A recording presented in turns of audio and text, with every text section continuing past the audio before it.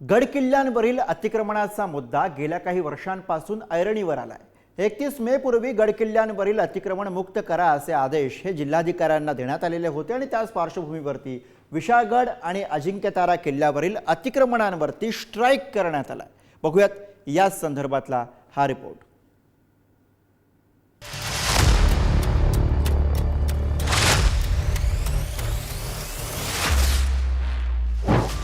कोल्हापुरातील विशाळगड, साताऱ्यातील अजिंक्यतारा या दोन्ही किल्ल्यांवरील अतिक्रमणांवर एकाच वेळी हातोडा पडला। किल्ले अजिंक्यतारा पायथ्यालगत असलेलं अनधिकृत थडगं सातारा नगरपालिकेनं हटवलं। पोलिसांच्या मदतीनं प्रशासनानं मध्यरात्री स्ट्राईक करत हे अतिक्रमण नेस्तनाबूत केलं। सातारा जिल्ह्यामध्ये अनेक गडकिल्ले आहेत आणि अशातच सातारा शहरालगत असणारा जो अजिंक्यतारा किल्ला आहे, या किल्ल्याच्या पायथ्याला 2 अनधिकृत थडगी होती आणि ती अनधिकृत थडगी काल पोलीस प्रशासनाच्या मार्फत आणि नगरपालिकेच्या मार्फत हटवण्यात आलेली आहे। कडक अशी मोहीम राबवण्यात आलेली आहे। मध्यरात्री ही कारवाई करण्यात आलेली आहे। जवळपास 60 ते 70 पोलिसांचा फौजफाटा यांच्या मार्फत सातारा नगरपालिकेने ही कडक कारवाई केलेली आहे। 2.5 वर्षांपूर्वी पोलीस बंदोबस्तात प्रतापगडावरील अफजल खानाच्या कबरीचं अतिक्रमण भुईसपाट करण्यात आलं होतं। त्यानंतर सुद्धा गड किल्ल्यांवरील अतिक्रमण प्रशासनाच्या रडारवर होती। त्याच पार्श्वभूमीवर अजिंक्यतारा किल्ल्याच्या पायथ्याशी असणारी 2 अनधिकृत थडगी जमीनदोस्त करण्यात आली।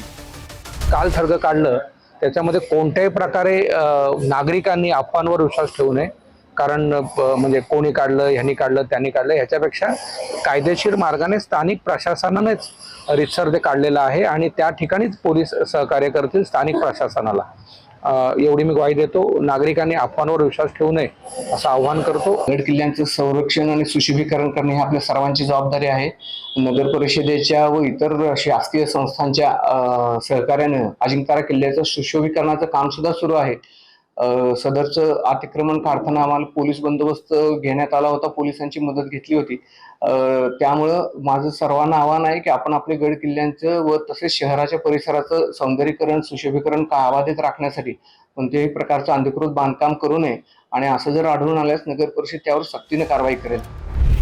कोल्हापुरातल्या विशाळगडावरील 64 पैकी 14 अतिक्रमणांवर कारवाईची कुऱ्हाड कोसळली।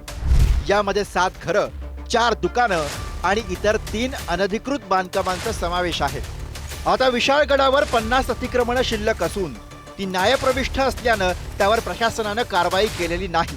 त्याबाबत पुढे काय निर्णय होणार हे सुद्धा पाहणं गरजेचं आहे। 31 मे 2025 पर्यंत गड किल्ल्यावरच्या अतिक्रमणं काढण्याबाबत राज्य शासनाची जी मुदत होती त्याप्रमाणे ज्या अतिक्रमणांना विशाळगडावरच्या माननीय उच्च न्यायालयाची स्थगिती आदेश नाहीत अशा अतिक्रमणांविरुद्ध आज कारवाई करण्यात आलेली आहे।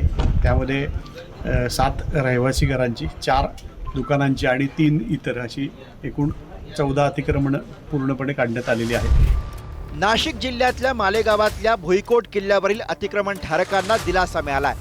प्रशासनाने अतिक्रमण काढण्याची पूर्ण तयारी केली होती, पण रात्री उशिरा उच्च न्यायालयानं कारवाईला 17 जून पर्यंत स्थगिती दिली। राज्य सरकारने संपूर्ण राज्यभरात गड किल्ले अवतीभोवती जे अतिक्रमण आहे ते काढण्यास नोटीस दिली होती व त्याच पार्श्वभूमीवर आपण मालेगाव येथील भुईकोट किल्ला येथे आलेलो आहोत व आपण बघू शकतो हे की इथेही 300 पेक्षा जास्त अतिक्रमणधारक आहे व त्यांनाही प्रशासनाने नोटीस बजावली होती की 31 तारखेपर्यंत जे अतिक्रमण आहे ते काढण्यात येणार आहे असं। पण अतिक्रमणधारक जे आहेत त्यांनी तात्काळ उच्च न्यायालयास धाव घेतली व त्यांना उच्च न्यायालयाने दिलासा दिलेला आहे। गड किल्ल्यांवरच्या अतिक्रमणाचा मुद्दा गेल्या काही वर्षांपासून ऐरणीवर आलाय। या विरोधात महायुती सरकारनं आक्रमक भूमिका घेतली आहे। 31 मे पूर्वी गड किल्ल्यांवरचं अतिक्रमण मुक्त करा असे आदेश जिल्हाधिकाऱ्यांना देण्यात आले होते।